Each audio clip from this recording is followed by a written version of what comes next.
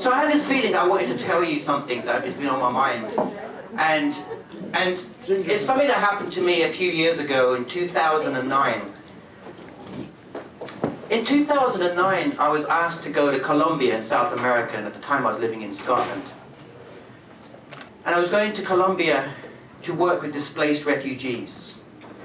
But there's a few things I knew about Colombia. I knew that they had great coffee. I knew that there was a cocaine thing.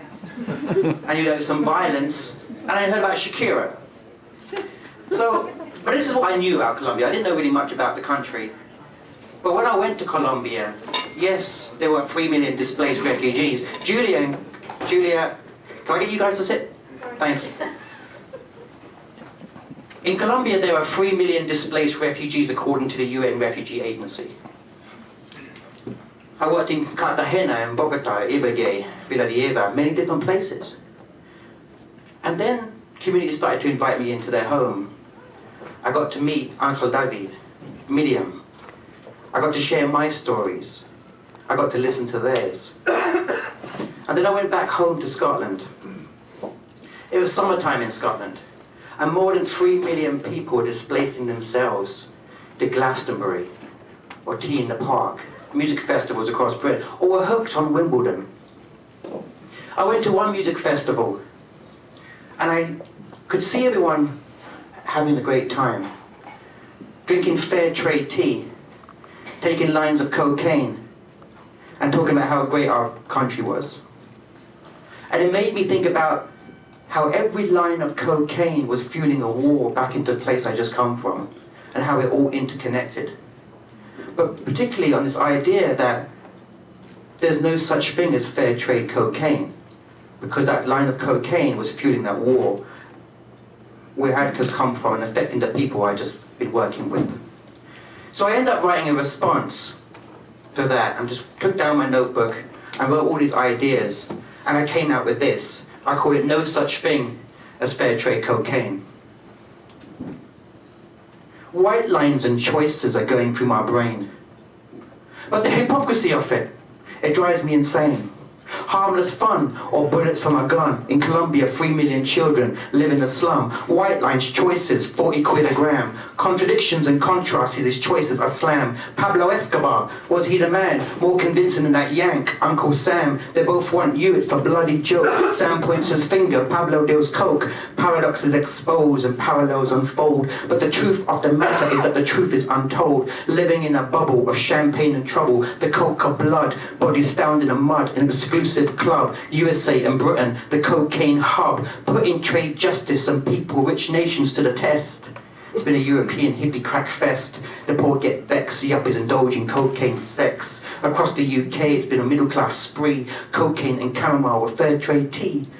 Going on about being British. How great are we? Rich folk party, having a joke. Charlie sniffs a line of coke. Crystal rock get put to the crush. London bankers get high off the rush. The gumboy pleasure, the middle class leisure. Splitting a line, feeling fine as time. Make up your mind. You want to get high. Why? A million students try. Like fish in a chowder. There's blood in, there's powder. Third world voices get louder. You want some more? In Colombia, 10,000 child soldiers are still at war. Question.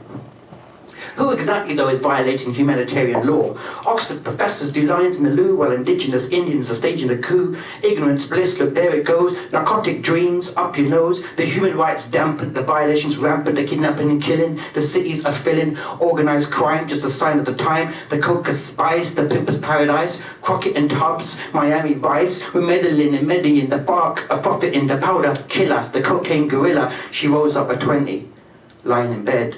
And 1,000 magic crystals whiz past the Queen's head. In Colombia, 10,000 dead. White lines, choices going through my brain. There's no such thing as fair trade cocaine. There's no such thing as fair trade cocaine. There's no such thing as fair trade cocaine. Cocaine, cocaine, cocaine, cocaine. Thanks. So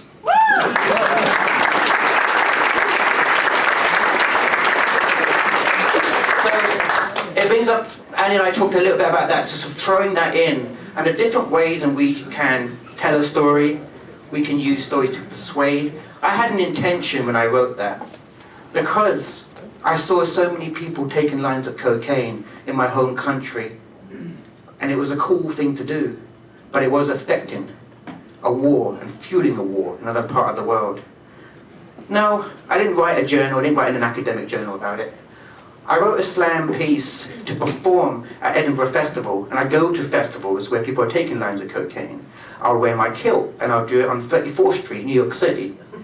The different places in which we can present the stories of our experiences and our moments to champion a cause or to change people's ways of thinking.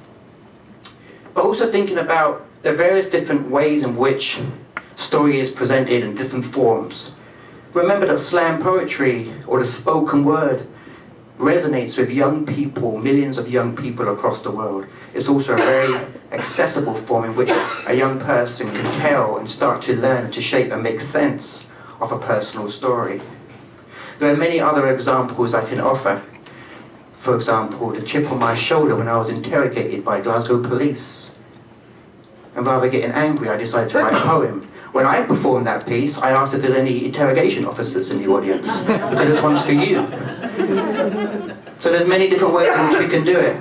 So that really sort of transitions, I hope, into the next session, where we're going to have a plenary and talk about Andy. Thanks very much.